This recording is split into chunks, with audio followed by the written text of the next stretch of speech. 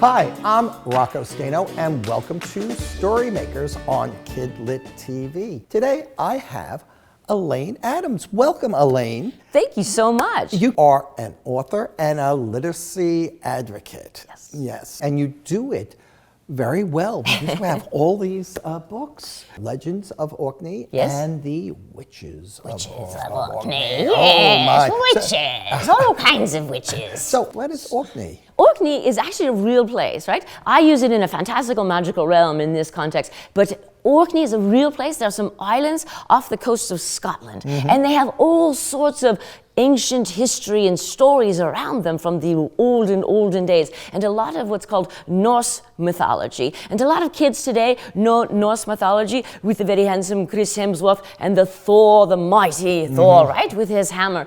And so those stories were told by an ancient civilization culture, the Norse culture, and they made up all these characters and gods' names and creatures and magical things, and it's all sort of there in Orkney, as well as there was a whole set of folklore tales around witches. And I loved the idea of both mythology and witch folklore pulled together, and so I borrowed these islands of Orkney and I used them in the story. The Legends of Orkney, there are 3 books in the series. Yes. The Witches of Orkney is your new series. Well, it's just beginning. Yes. And the first book is The Blue Witch.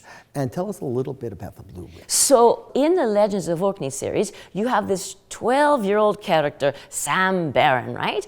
And he's the son of a witch and the son of a god, the descendant of Odin. And so I thought, why not take a look at Sam's mother, right? His mother was a witch. And let's learn a little bit more about her when she was a 9-year-old witch growing up at the Tarkana Witch Academy.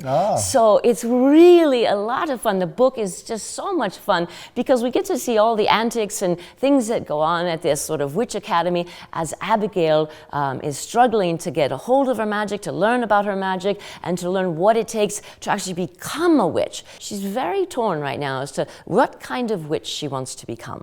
Did you research magic? Did you read books of magic? Yes. If you want to be an author, you have to know your research. You have to do a little bit of homework ahead of time, right? So because I was writing about Norse mythology, I have a stack of books in my office on all the Norse gods and their powers and the backstories behind them, so that when you're writing the story, the ideas can flow more freely. That was really very interesting. Oh, thanks. Yes, and those are your middle grade books. Exactly. But then you have your picture book, Yes. which is a series, and the same character is in each of the books. Yeah. And his name is? His name is Georgie, and honestly, he's based on my dad. My dad was 95 a couple years ago, and he finally had slowed down. He lived a very long life, obviously. He was born and raised in the 1920s, right?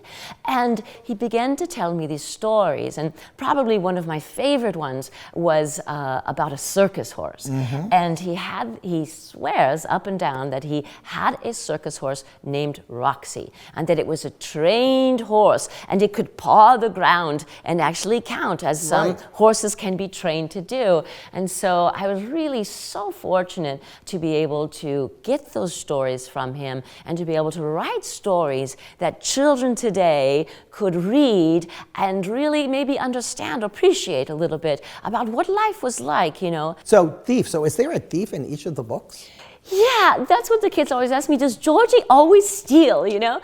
And it's funny because the very first book was The Coal Thief, and that's the sort of the moral of the story, is sort of like sometimes we do make mistakes, right? And Papa kind of helps him make the best of it and sort of really learn a very valuable life lesson. It's a really great story.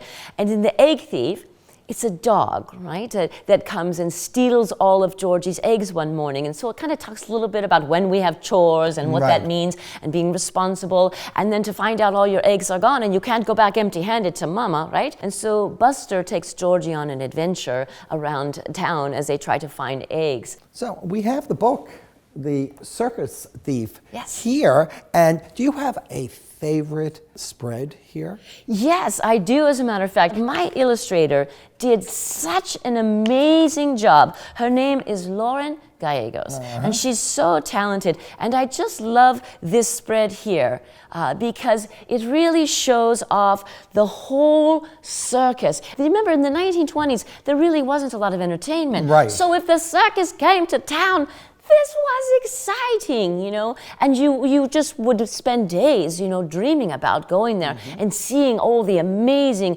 magical, fantastical things. So I really give credit to my illustrator for bringing the circus to life and letting us really get a sense of what it was like then. We have a treat for our viewers. You did a read out loud of this book. Yes, I did. So you can hear the story. And Read by me, read by Alane Adams herself. Yes, and see all those great illustrations. Yes. You are a busy, busy person. This is true. Yes, and you know, with your books, your visits, your.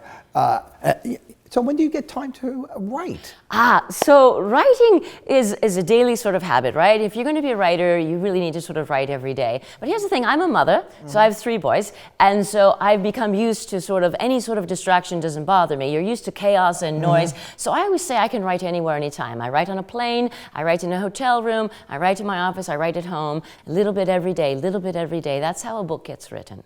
Thank you so much for visiting us here on KidLit TV. Thanks for having me. And remember, until next time, read a book in any format.